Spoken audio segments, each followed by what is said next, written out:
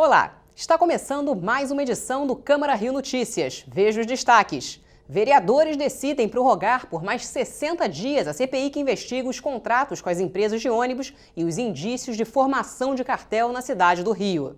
A necessidade de se investigar mais e apurar mais dados, ainda convocar e convidar alguns personagens. Comissão de Finanças ouve secretários municipais sobre o orçamento e as prioridades de cada pasta para 2018. E um evento no Museu do Amanhã discute o impacto da tecnologia na vida de crianças e adolescentes. O alerta para os pais, para os educadores, para as escolas, todos têm que saber que a internet, a rede social não é uma brincadeirinha. Os trabalhos da CPI dos ônibus na Câmara do Rio vão ser prorrogados por mais 60 dias. Nessa terça-feira, 2 técnicos da Secretaria Municipal de Transportes foram ouvidos pelos vereadores. A reunião começou com o anúncio da prorrogação da CPI dos ônibus. O presidente da comissão, Alexandre Esquerdo, colocou em votação a proposta que já era um desejo dos vereadores Eliseu Kessler e Tarcísio Mota. A CPI vai durar mais 2 meses depois do recesso parlamentar de fim de ano. A necessidade de se investigar mais e apurar mais dados, ainda convocar e convidar alguns personagens para essa comissão, então ainda falta muita documentação a ser recebida, principalmente pelos consórcios. Então houve a necessidade da gente prorrogar por mais 60 dias, acho que é um tempo, quer dizer, até 60, pode ser que não vá até 60 dias. Então a gente paralisa até o ano do término dessa legislatura e retornaremos em fevereiro, após o recesso. Depois dos vereadores ouviram os convocados desta terça-feira, 2 técnicos do alto escalão da Secretaria Municipal de Transportes. Eles falaram basicamente sobre o sistema BRT na zona oeste do Rio. Marcos Tonhosi Rocha disse que é ligado ao setor de planejamento da Secretaria Municipal de Transportes e que ajudou a implantar o sistema BRT no Rio. Ele falou ainda que o consórcio que opera o BRT Transoeste recebeu muitas multas por ter ônibus com vistoria vencida, veículos que faltaram à vistoria e por operar a frota com capacidade abaixo do designado.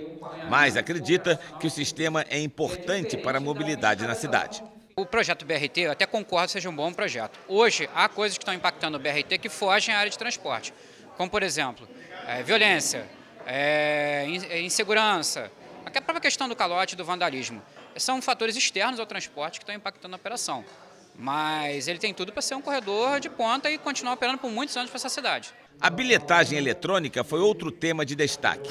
Alberto Nogueira Nigar, que está na prefeitura desde 2009, disse que falta certificação ao processo, mas que não cabe à prefeitura investigar. Nossa fiscalização ela é sempre na parte de tecnologia, garantir que não existe fraudes tecnológicas, fraudes nos cartões, desvios.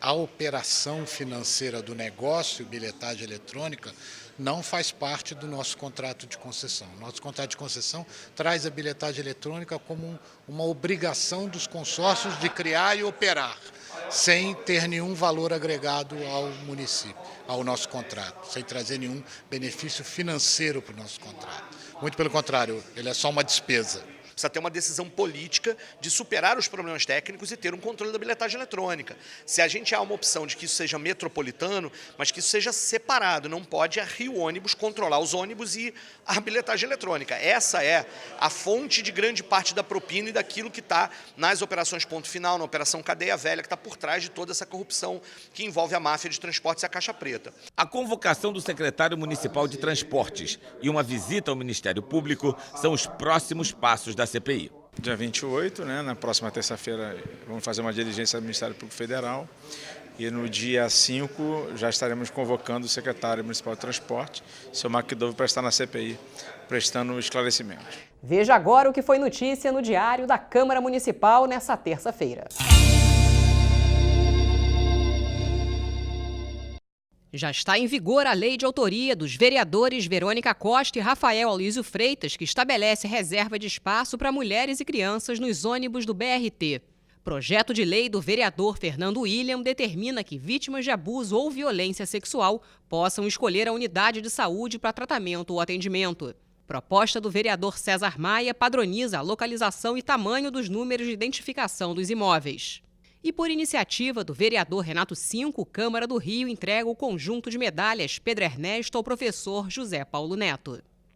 A morte de uma turista espanhola no mês passado, na Rocinha, reacendeu a polêmica sobre o turismo nas comunidades. Um debate público na Câmara do Rio discutiu o projeto de lei em tramitação na Casa, que determina a contratação de guias especializados ou monitores locais pelas operadoras de turismo. Representantes das áreas de segurança pública, turismo e movimentos sociais reconheceram a importância do turismo para a cidade como atividade econômica, mas ressaltaram a falta de regulamentação e os problemas na segurança pública da cidade. A Polícia Civil ela compreende a importância, compreende muito bem a importância do fomento à atividade econômica, muito bem a importância do turismo, e quando se falta regulamentação, se cria um risco de uma exploração que fuja aos parâmetros de segurança mínimos necessários. A vereadora Tereza Berger, autora do projeto, ressalta a importância do turismo para a cidade com a geração de empregos e renda, mas lamentou o momento de instabilidade vivido pelas comunidades cariocas. O turismo acho que só não cresce mais em função da falta de segurança. Então, quando nós estamos propondo esse projeto, claro, pensando na atividade econômica, sim, mas eu acho que a segurança das pessoas tem que estar acima de tudo. Eu vejo com muita alegria a iniciativa da vereadora em regulamentar a atividade tão importante para o Rio de Janeiro, uma cidade vocacionada para o turismo. E é inegável que o turismo em favela, hoje em dia, exerce uma importância grande dentro desse cenário. Pelo texto, as operadoras de turismo deverão contratar guias especializados ou monitores locais para visitas às comunidades. Eles também deverão fornecer aos clientes um termo de advertência, informando as condições de segurança do local, a contratação de seguro de responsabilidade civil e o uso de veículos com identidade visual própria. Nas excursões em áreas conflagradas, as operadoras deverão enviar previamente à delegacia local uma comunicação do roteiro, com a lista de participantes, data e horário da visita. O projeto enfrenta resistências. Moradores e guias de turismo de comunidades temem que a aprovação traga prejuízos ao setor. O projeto de lei da senhora é maravilhoso, é muito oportuno nesse sentido, mas que cause um engessamento à atividade dos pequenos, dos condutores e dos guias, que não vão ter esse tempo de informar todo o processo de subida para os delegados, para o delegado da área, para o batalhão, etc. e tal, talvez prejudique a atividade deles. Tereza Berger defende que o poder público deve ajudar na promoção do turismo da cidade. O turismo gera empregos, impostos, alimenta a atividade econômica local e, por isso, deve ser incentivado e aperfeiçoado, e nunca dificultado. E o empresário Roberto Medina apresentou aos comerciantes do Rio o projeto Rio de Janeiro a Janeiro, que prevê a realização em 2018 de 100 eventos na cidade. Medina destacou a importância do turismo na recuperação econômica da capital do estado. Uma proposta inovadora para a recuperação econômica do Rio, tendo o setor do turismo como principal atividade. Mostrar a cidade para o mundo com grandes eventos. Esse é o objetivo do calendário Rio de Janeiro a Janeiro, apresentado para comerciantes de vários setores e representantes da sociedade civil. A proposta foi apresentada aos comerciantes pelo empresário Roberto Medina. Ele explicou que o projeto foi idealizado por um grupo de empresários e prevê um calendário com 100 eventos nas áreas de cultura, esporte, turismo e negócios.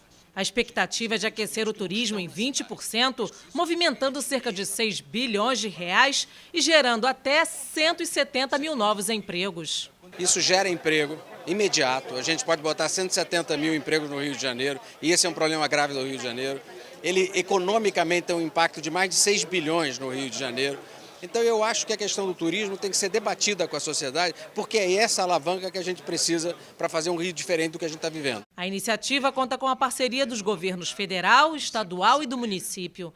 O governo federal, através das suas empresas estatais, vão investir 15% dos projetos escolhidos. Isso é alavanca para os pequenos e médios empreendedores. E aí o projeto pouco, por exemplo, eu cito o Rock in Rio, eu não tenho ajuda de ninguém. eu vou e faço. Uma sugestão que eu dei a todas as pessoas que eu falei sobre o projeto, para incluir um projeto social. Da mesma forma que eu plantei 3 milhões e tantos, já chegamos a 70, cada projeto, como tem uma capacidade de mobilização, ele buscar ter o seu próprio projeto social. A presidente da Associação do Comércio do Rio, Ângela Costa, disse que a proposta é fundamental para recuperar a autoestima do setor. As pessoas têm que entender que o turismo não é só uma questão de diversão. Através do lazer, da descontração, a gente traz o desenvolvimento. E o Rio de Janeiro está pronto, e foi mostrado isso hoje. 5 secretários estiveram nesta terça-feira na Câmara do Rio. Eles apresentaram à Comissão de Finanças da Casa as previsões orçamentárias para 2018 e as prioridades de cada pasta. A reunião da Comissão de Finanças, Orçamento e Fiscalização Financeira foi mediada pela presidente da comissão, a vereadora Rosa Fernandes. Estiveram presentes os vereadores que ouviram os secretários de 5 secretarias municipais e a presidente da 7 Rio. Na ocasião, foram discutidos os projetos de lei que dispõem sobre o plano plurianual para o quadriênio 2018-2021 e que estima a receita e fixa a despesa do município do Rio de Janeiro para o exercício financeiro de 2018. Cada representante apresentou o orçamento e as prioridades para 2018. Secretaria Municipal de Assistência Social e Direitos Humanos. Nós temos uma redução hoje de cerca de 38 milhões, que é o apelo que a gente faz aos senhores vereadores para ver a possibilidade de repor esses 38 milhões de reais no orçamento da Secretaria para a gente poder dar continuidade aos programas existentes. A gente sabe que a gente está numa crise, a gente sabe que outras áreas da Prefeitura também são muito sensíveis e também passam por dificuldade, por isso que a gente não pede nenhum investimento extra, O que a gente pede é a possibilidade de dar continuidade nos programas já existentes. Secretaria Municipal de Urbanismo, Infraestrutura e Habitação. Vamos concluir as obras do governo passado de forma correta, decente, transparente, e é o que a gente está fazendo. Então, por isso, o orçamento hoje nosso, ele é muito voltado para a conclusão, e as iniciativas que a gente tem tido são muito na direção de cuidar das pessoas para que não estejam vulneráveis. Então, você tem encostas, pontes, viadutos, passarelas, coisas assim que são fundamentais, sobretudo na sua manutenção, para que nada que esteja aí tenha algum problema de risco de vida para ninguém. Secretaria Municipal da Casa Civil, Subsecretaria de Esportes e Lazer. Para 2018, nós apresentamos um orçamento no valor total de 75 milhões aproximadamente, que visa cobrir as despesas com os contratos que nós temos com os parques esportivos, que nós chamamos de vilas. São 25 vilas que deverão, a partir agora do final do período escolar, do ano letivo, estarão todas elas em funcionamento. 7 Rio, Companhia de Engenharia de Tráfego do Rio de Janeiro. 90 pardais foram desligados por conta mesmo do orçamento desse ano. Nós tínhamos que optar, ou a manutenção da sinalização semafórica, que é fundamental, você não pode deixar de ter semáforos, que causam muitos acidentes, Então a gente teve que fazer uma opção pela manutenção semafórica. A partir de janeiro a gente já deve estar assinando contrato, dependendo também da abertura do orçamento, que esse orçamento às vezes abre em fevereiro, final de janeiro. Estamos torcendo que ele abra o mais rápido possível para a gente retornar com a fiscalização eletrônica. Seconserma, Secretaria Municipal de Conservação e Meio Ambiente. Nossa prioridade é a drenagem, a gente está pedindo um acréscimo à Câmara de Vereadores para que não só a gente complete as nossas ações de manutenção nos parques ambientais, nos parques da cidade, Parque Madureira, Deodoro, Cidade das Crianças, como toda a parte de conservação dos logradouros públicos, as praças, o asfalto da cidade, calçadas, rampas de acessibilidade. A gente está pedindo esse acréscimo à Câmara de modo que a gente consiga trabalhar 100% no ano que vem. A Secretaria Municipal de Transportes teve como representante a chefe de gabinete, a assessora técnica Flávia Delgado, que falou sobre os investimentos previstos em sinalização. No final, a presidente da comissão, vereadora Rosa Fernandes, fez um balanço da reunião. Quando se conversa com cada um titular das secretarias, todos eles precisam de mais recursos, isso é natural. Mas na quinta-feira nós vamos sentar com a Fazenda e vamos preparar um relatório analisando todos os dados de déficits de cada secretaria, priorizando a saúde, evidentemente, que foi o objetivo principal de estarmos trabalhando com esses dados, e vamos levar um relatório ao prefeito para que juntos possamos encontrar um caminho ou de remanejamento, ou de buscar recurso fora, enfim, de buscar uma solução para recompor os orçamentos que têm carências e que são importantes para o dia a dia da cidade do Rio de Janeiro. O Museu do Amanhã é palco esta semana do 3º Encontro Internacional de Uso de Tecnologia por Crianças e Jovens. Em discussão, as armadilhas da internet e as responsabilidades de adultos diante dessa nova realidade. Em 2 dias de palestras e discussões, o seminário vai debater ética na internet, cyberbullying e violência na rede, crimes no espaço virtual, segurança nos games e o papel da família e das escolas na educação digital dos jovens. Para a coordenadora do evento, é importante que a comunidade científica se dedique a esses temas. E o maior desafio é fazer isso enquanto este contexto social está em curso. O maior desafio é a prevenção, antes que aconteça o problema, né? Porque quando uma escola já está lidando com um caso de cyberbullying, ou quando a gente já tem, por exemplo, crianças que estão se suicidando ou lesões de automutilação, que são, ou dietas rigorosas, enfim, que já são passadas, né, pelas redes sociais e internet, aí já estamos lá na doença, né, no problema. Né? Teremos também profissionais discutindo isso, mas precisamos antes que isso aconteça. Então, o alerta para os pais, para os educadores, para as escolas, todos têm que saber que a internet, a rede social, não é uma brincadeirinha. O encontro internacional é voltado para debater o impacto das tecnologias da informação na vida de crianças e adolescentes. Mas qual é a responsabilidade dos adultos diante desse novo contexto social? A criança cresce sob o olhar do adulto e ela repete o comportamento, né? O bebê passa a falar para imitar o seu cuidador. Ele passa a andar para nos imitar caminhando. Então, quando as crianças crescem num mundo onde o celular, a tela, faz parte do dia a dia, inclusive se sentem abandonados pelos pais por isso, o caminho natural vai ser escolher esse mesmo meio e sem nenhum filtro. A doutora Leci resolveu usar a própria internet como ferramenta para tratar dos perigos online. Frases impactantes saídas de suas aulas, estudos e pesquisas foram ilustradas e jogadas na rede justamente para isso: viralizar e virar meme. A internet é uma coisa fantástica, uma coisa fabulosa se bem usada. Então, como combater o mal? Com as mesmas armas do lado do bem. Então, a ideia, e foi uma ideia do programa Dedica, que uma das nossas funções seria a prevenção das violências todas, seria essa, né? Até como um alerta do que está acontecendo e ninguém percebe.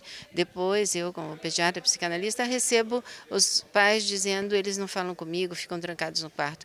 Mas eles esquecem que quando os bebês eram pequenos, quando eles estavam crescendo, quem não falava com eles eram os pais. O objetivo de provocar reflexão foi alcançado, mas é preciso ampliar o debate e as formas de apoio e segurança para os usuários da web. Rodrigo destaca como se proteger e denunciar abusos online. A gente tem o canal para denúncias, então qualquer página na internet que tenha conteúdo racista, homofobia, intolerância religiosa, mas também violência sexual contra crianças, você vivenciou isso, viu uma página, uma rede social, um vídeo, basta copiar o endereço da página e colar no denuncie.org.br. É totalmente anônimo para o usuário, não precisa se identificar e imediatamente esse conteúdo vai para uma base de dados que é compartilhada diretamente com o Ministério Público Federal e o Disque 100, que são parceiros do canal. E o Câmara Rio Notícias fica por aqui. Até amanhã.